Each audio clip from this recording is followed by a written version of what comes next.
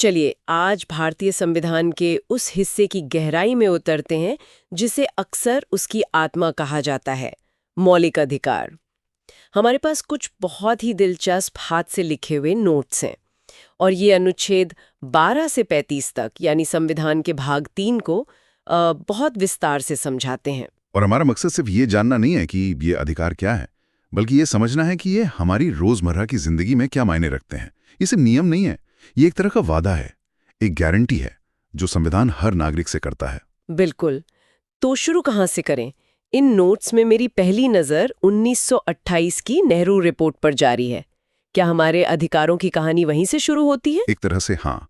भारत के लिए अधिकारों की एक औपचारिक सूची की जो पहली ठोस मांग थी, वो मोतीलाल नेहरू की रिपोर्ट में ही थी। लेकिन इसका जो दर्शन है, जो फिलॉसफी है, वो अमेरिका के संविधान से काफी प्रेरित है। अच्छा। जी, इसीलिए इन अधिकारों को भारत का मैग्ना कार्टा भी कहा जाता है। मतलब वो दस्तावेज जो नागरिकों को राज्य की असीमित शक्ति से बचाता है। ये बात दिलचस्प है कि ये बचाता है, पर शायद पूरी तरह से नहीं। इन नोट्स में एक बात साफ लिखी है कि ये अधिकार असीमित नहीं है। इन पर प्रतिबंध भी लग सकते हैं, इन्हें निलंबित भी किया जा सकता है। और यहीं पर पूरा संतुलन टिका है। देखिए, इन पर पाबंदी लगाने का अधिकार सिर्फ संसद को है, और वो भी बहुत सोच समझकर। और निलंबित करने का? वो अधिकार राष्ट्रपति को है, लेकिन सिर्फ आपातकाल जैसी स्थिति में। पर इनकी रक्षा की सबसे बड़ी जिम्मेदारी सुप्रीम कोर्ट और हाई कोर्ट की है। और यहीं से अनुच्छेद 12 और 13 का रोल शुरू होता है। अनुच्छेद 12 जो राज्य यानी स्टेट को परिभाषित करता है। इसमें तो केंद्र सरकार, राज्य सरकारें, नगर पालिकाएं, पंचायतें और यहां तक कि इलेक्ट्रिक बोर्ड जैसी संस्थाएं भी शामिल हैं। ये परिभाषा इतनी व्यापक क्यों रखी गई? जो कि संविधान निर्माता ये सुनिश्चित करना चाहते थे कि कोई भी सरकारी या अर्ध सरकारी संस्था ये कहकर बच ना सके कि भाई हम पर मौलिक अधिकार लागू नहीं होते। मतलब अगर कोई संस्था सरकार की शक्ति का इस्तेमाल कर रही है तो उसे नागरिकों के अधिकारों का सम्मान करना ही होगा। बिल्कुल। और फिर आता है अनुच्छेद 13, जो एक तरह से इन सभी अधिकारों का सुरक्षा कवच है। सुरक्षा कवच, ये सुनने में तो बहुत शक्तिशाली लगता है भी। अनुच्छेद 13 सीधी सीधी दो बातें कहता है। पहली, संविधान लागू होने से पहले का कोई भी कानून अगर मौलिक अधिकारों से टकराएगा तो वो रद्द माना जाएगा। और दूसरी ये कि भविष्य में संसद या कोई भी विधानसभा ऐसा कोई कानून नहीं बना सकती जो इन अधिकारों को छीनता हो। अगर बनाया तो अदालत उसे भी रद्द कर देगी। मतलब संविधान सर्वोच्च है। तो एक बार जब ये तय हो गया कि अधिकार सर्वोच्च हैं, तो सबसे पहला अधिकार दिया गया समानता का। अनुच्छेद 14 में दो अलग अलग वाक्यांश हैं, कानून के समक्ष समानता और कानून का समान संरक्षण। सुनने में काफी एक जैसे लगते हैं, पर इन नोट्स के हिसाब से ये यूके और यूएसए से लिए गए हैं। मतलब इनमें कोई गहरा अंतर होगा। बहुत गहरा अंतर है, और यही भारतीय संविधान की खूबसूरती है। कानून के समक्ष समानता जो यूके से लिया गया है, एक कह सकते हैं कि नकारात्मक अवधारणा है। नकारात्मक कैसे? इसका मतलब है कि कोई भी व्यक्ति कानून से ऊपर नहीं है, चाहे वो प्रधानमंत्री हो या एक आम नागरिक। कानून की नजर में सब बराबर हैं, वो किसी के लिए कोई खास बर्ताव नहीं करेगा। ओके। और कानून का समान संरक्षण? ये अमेरिका से ली गई एक सकारात्मक अवधारणा है। इसका मतलब है कि समान परिस्थितियों में लोग के साथ समान व्यवहार किया जाएगा। ये इस बात को मानता है कि समाज में सब लोग एक ही शुरुआती रेखा पर नहीं खड़े हैं। अच्छा, तो ये बराबरी लाने के लिए है? जी, इसीलिए बराबरी लाने के लिए जरूरी है कि सरकार पिछड़े हुए वर्गों के लिए कुछ सकारात्मक कदम उठाए, जैसे आरक्षण। ये भेदभाव नहीं, बल्कि बराबरी लाने का एक तरीका है। तो अनुच्छेद 14 एक सिद्धांत स्थापित करता है, और फिर अनुच्छेद 15, 16, 17 और 18 उसे जमीनी हकीकत में बदलते हैं। बिल्कुल। जैसे अनुच्छेद 15 कहता है कि किसी भी नागरिक के साथ धर्म, जाति, लिंग या जन्मस्थान के आधार पर भेदभाव नहीं होगा, जी, खासकर सार्वजनिक जगहों पर। और अनुच्छेद 16 इसी सिद्धांत को सरकारी नौकरियों पर लागू करता है, ये सुनिश्चित करते हुए कि सभी को अवसर की समानता मिले। हाँ, लेकिन फिर वही बात, समाज की हकीकत को देखते हुए इसमें आरक्षण जैसे अपवाद भी जोड़े गए हैं। और इसके बाद आता है अनुच्छेद 17, जो सीधे सीधे अस्पृश्यता यानी छुआछूत पर हमला करता है। ये बहुत ही सीधा और सख्त प्रावधान लगता है। बिल्कुल, ये एक ऐसा मौलिक अधिकार है जो बिना किसी अगर मगर के लागू होता है। इसका किसी भी रूप में पालन करना एक दंडनीय अपराध है। और इसके बाद अनुच्छेद 18 उपाधियों का अंत करके सामाजिक समानता को और मजबूत करता है। राजा, महाराजा, राय बहादुर जैसी उपाधियां खत्म कर दी गईं। ताकि जन्म के आधार पर किसी को कोई विशेष दर्जा न मिले। सही। तो समानता स्थापित करने के बाद संविधान नागरिकों को आजादी देता है। यहाँ इन नोट्स में एक बहुत बड़ी बात लिखी है, अनुच्छेद 19 को संविधान की रीढ़ कहा गया है। ये एक बहुत बड़ा दावा है। क्या ये स्वतंत्रताएं बस एक लिस्ट है या इनके बीच कोई गहरा रिश्ता है? बहुत अच्छा सवाल है। ये सिर्फ एक लिस्ट नहीं बल्कि एक पूरा पैकेज है। आप सोचिए, बिना बोलने की आजादी के आप कोई संगठन कैसे बनाएंगी? सही बात है। और बिना कहीं आने जाने की आजादी के आप शांति से सभा कैसे करेंगी? और बिना कोई संगठन बनाए या सभा किए आप सरकार की नीतियों का विरोध कैसे करेंगी? ये सारी स्वतंत्रताएं एक दूसरे पर निर्भर हैं और सब मिलकर एक नागरिक को सरकार की मनमानी के खिलाफ खड़े होने की ताकत देती हैं। इसीलिए इसे रीढ़ कहा गया है। लेकिन इन पर भी उचित प्रतिबंध लगाए जा सकते हैं ना? हाँ। ये उचित शब्द का दायरा तो बहुत बड़ा हो सकता है। हाँ, और इसी पर सबसे ज्यादा बहस होती है। देश की सुरक्षा, सार्वजनिक व्यवस्था, नैतिकता के आधार पर सरकार इन पर रोक लगा सकती है। लेकिन वो रोक उचित है या नहीं, इसका फैसला कौन करेगा? इसका फैसला आखिरकार अदालत ही करती है। स्वतंत्रता की इसी कड़ी में अनुच्छेद 20 और 21 आते हैं। अनुच्छेद 20 दोष सिद्धि से संरक्षण की बात करता है। इसमें एक बात है कि किसी को खुद के खिलाफ गवाही देने के लिए मजबूर नहीं किया जा सकता। ये तो हम फिल्मों में बहुत सुनते हैं। जी, और इसकी दो और महत्वपूर्ण बातें हैं। पहली, आपको उसी कानून के तहत सजा मिल सकती है जो अपराध करते समय लागू था, बाद में बने किसी सख्त कानून के तहत नहीं। अच्छा। और दूसरी, एक ही अपराध के लिए 2 बार सजा नहीं हो सकती। ये तीनों बातें मिलकर ये सुनिश्चित करती हैं कि कानूनी प्रक्रिया निष्पक्ष हो। और कमाल की बात यह है कि इन नोट्स के मुताबिक अनुच्छेद 20 और 21 को आपातकाल में भी राष्ट्रपति निलंबित नहीं कर सकते। इससे अनुच्छेद 21 का महत्व और भी बढ़ जाता है, जिसे प्राण एवं दैहिक स्वतंत्रता का अधिकार कहते हैं। इसका दायरा तो बहुत ही बड़ा लगता है। पिछले 70 सालों में सुप्रीम कोर्ट ने इस एक अनुच्छेद की व्याख्या करके इसे मौलिक अधिकारों का सबसे महत्वपूर्ण हिस्सा बना दिया है। जीने के अधिकार का मतलब सिर्फ सांस लेना नहीं है, बल्कि गरिमा के साथ जीना है।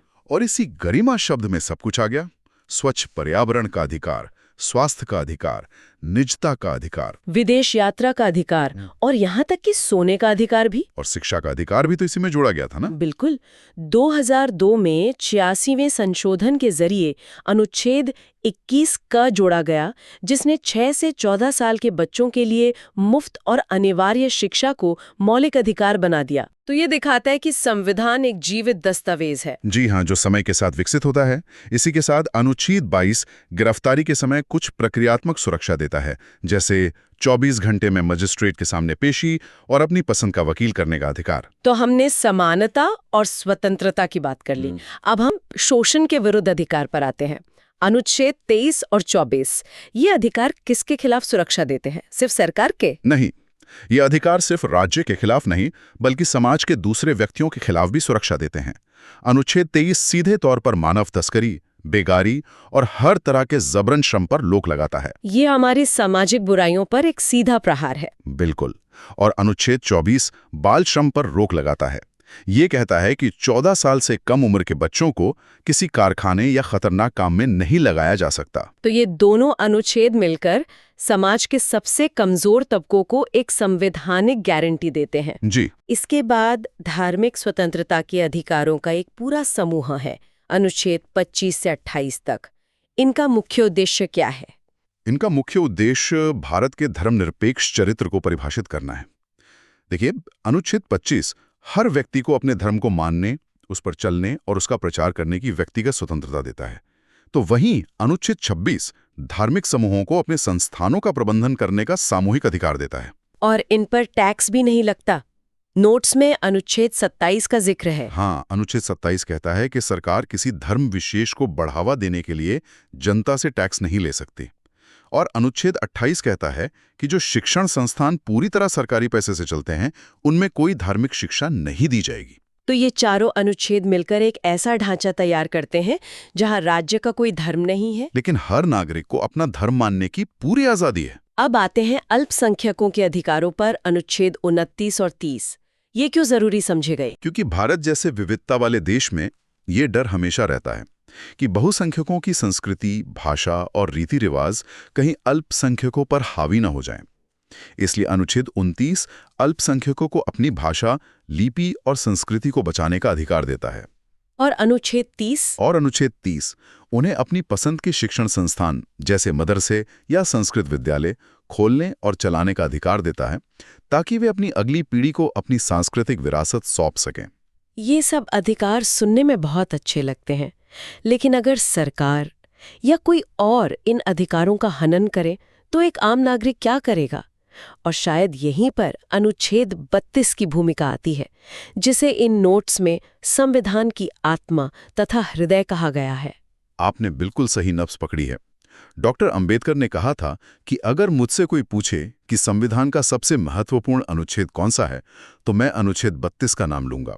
ऐसा क्यों? इसके बिना बाकी सारे अधिकार बेमानी है, अर्थहीन है।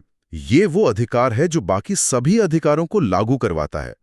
ये एक नागरिक को सीधे सुप्रीम कोर्ट जाने का अधिकार देता है अगर उसके किसी भी मौलिक अधिकार का हनन हुआ हो। और सुप्रीम कोर्ट इन अधिकारों को लागू करवाने के लिए रिट जारी करता है।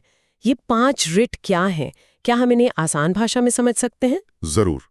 इन्हें नागरिकों के 5 ब्रह्मास्त्र समझिए। पहली है हेबियस कॉर्पस, यानी बंदी प्रत्यक्षीकरण। इसका सीधा मतलब है शरीर को पेश करो। शरीर को पेश करो। हाँ, अगर पुलिस किसी को गैर कानूनी ढंग से हिरासत में रखती है तो कोर्ट ये आदेश जारी करके पुलिस को उस व्यक्ति को अपने सामने पेश करने को कहता है। ये व्यक्तिगत आजादी की सबसे बड़ी गारंटी है। मतलब राज्य किसी को बस यूं ही गायब नहीं कर सकता? बिल्कुल नहीं। दूसरी है मैंडेमस, यानी परमादेश। इसका मतलब है हम आदेश देते हैं। अगर कोई सरकारी अधिकारी अपना कानूनी कर्तव्य पूरा नहीं कर रहा है, जिससे आपके अधिकार का हनन हो रहा है, तो कोर्ट उसे वो काम करने का आदेश दे सकता है। और तीसरी है क्वो वारंटो। इसका मतलब थोड़ा मुश्किल लगता है। इसका सीधा सा सवाल है, किस हक से? मान लीजिए कोई व्यक्ति किसी सरकारी पद पर बैठ गया है जिसके लिए वो योग्य नहीं है, तो अदालत इस रिट के जरिए पूछ सकती है, आप किस अधिकार से इस कुर्सी पर बैठे हैं? अच्छा, तो ये सरकारी पदों पर अवैध कब्जे को रोकता है। सही। और आखिरी 2, प्रतिषेध और उत्प्रेषण। ये दोनों निचली अदालतों के लिए हैं। प्रोहिबिशन यानी प्रतिषेध का मतलब है रोकना। जब कोई निचली अदालत अपने अधिकार क्षेत्र से बाहर जाकर किसी मामले की सुनवाई करती है, तो ऊपरी अदालत उसे ऐसा करने से रोक देती है। और सर्शुरारी। सर्शररी यानी उत्प्रेषण का मतलब है और जानकारी के लिए भेजना। इसके तहत ऊपरी अदालत निचली अदालत से किसी केस की फाइल अपने पास मंगा सकती है, ताकि न्याय सुनिश्चित हो सके। तो ये 5 रिट मिलकर एक आम नागरिक को बहुत ज्यादा ताकत देते हैं। लेकिन जैसा हमने शुरू में कहा था, ये अधिकार असीमित नहीं है। नोट्स के आखिर में अनुच्छेद 33, 34 और 35 का जिक्र है, जो इन पर कुछ सीमाएं लगाते हैं। हाँ, और ये सीमाएं राष्ट्रीय सुरक्षा और अनुशासन के लिए जरूरी समझी गईं। अनुच्छेद 33 संसद को यह अधिकार देता है कि वो सेना, अर्धसैनिक बलों, पुलिस और खुफिया एजेंसियों के सदस्यों के मौलिक अधिकारों को सीमित कर सके, ताकि अनुशासन बना रहे। जी। और अनुच्छेद 34 मार्शल लॉ यानी सेना के कानून से जुड़ा है। अगर किसी इलाके में मार्शल लॉ लगा है तो वहां भी मौलिक अधिकारों को सीमित किया जा सकता है। और अंत में अनुच्छेद 35। अनुच्छेद 35 संसद को कुछ विशेष मौलिक अधिकारों को और प्रभावी बनाने के लिए कानून बनाने की विशेष शक्ति देता है, जैसे छुआछूत के लिए सजा तय करना। ये सुनिश्चित करता है कि इन जरूरी मामलों पर पूरे देश में एक जैसा कानून हो। तो आज इन नोट्स के जरिए हमने मौलिक अधिकारों की एक शानदार यात्रा की है। ये सिर्फ कानूनी प्रावधानों की एक सूची नहीं है, बल्कि ये एक दर्शन है कि भारत में नागरिक होने का मतलब क्या है। समानता से लेकर स्वतंत्रता तक, और शोषण के विरुद्ध संरक्षण से लेकर अपनी आत्मा की आवाज सुनने की आजादी तक। और यहाँ सोचने वाली बात यह है कि ये अधिकार संविधान में लिख दिए गए, लेकिन इनका असली मतलब तो तब सामने आता है जब समाज और अदालतें इनकी व्याख्या करती हैं। निजता का अधिकार 70 साल पहले संविधान में नहीं लिखा था, लेकिन आज ये अनुच्छेद 21 का एक अभिन्न हिस्सा है। ये नोट्स हमें बताते हैं कि क्या है, लेकिन असली कहानी इस बात में है कि समय के साथ बदलते समाज में इन अधिकारों का कैसे और क्यों विकसित होता है। और ये एक ऐसी कहानी है जो हर दिन लिखी जा रही है।